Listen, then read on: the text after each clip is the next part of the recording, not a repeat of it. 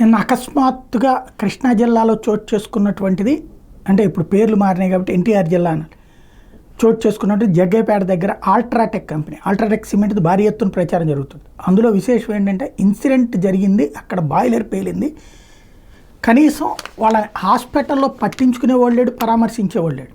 ప్రభుత్వం ఇన్వాల్వ్ అయ్యి, కలెక్టర్ స్వయంగా ఇన్వాల్వ్ అయ్యి, చంద్రబాబు గారు కలెక్టర్ని ఆదేశిస్తే కలెక్టర్ అక్కడికి వెళ్ళి చెక్ చేయాల్సినటువంటి పరిస్థితి వచ్చింది.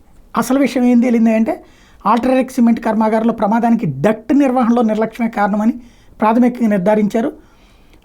ఇంకా అసలు ఏంటి అన్నటువంటిది పూర్తిగా తేలాలి. వారం రోజుల ముందే డక్ట్కి లీకేజీ ఉందని గుర్తించినా కూడా కార్మికుల నిర్వహణ సిబ్బంది దృష్టికి తీసుకెళ్ళినా వాళ్ళు పట్టించుకోవడమే ప్రస్తుతం ప్రమాదానికి కారణమని చెప్తున్నారు.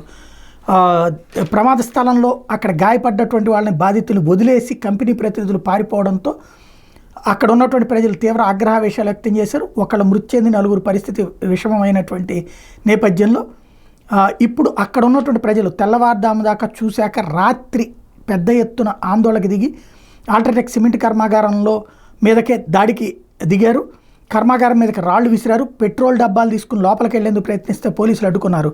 ఇంతలో వ్యక్తి సెక్యూరిటీ పోస్ట్ మీద పెట్రోల్ జల్లి నిప్పండించాడు.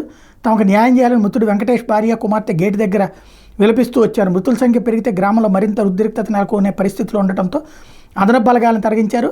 గ్రామీణ డీసీపీ శ్రీనివాసరావు, నందిగామ ఏసీపీ రవికిరణ్ అక్కడే మకాం వేసి ప్రస్తుతం పర్యవేక్షిస్తున్నారు. ముందు అసలు పారిపోయేటటువంటి సిబ్బందిని ఎందుకు పెట్టుకున్నారనేది తెలియదు ఎక్కడ.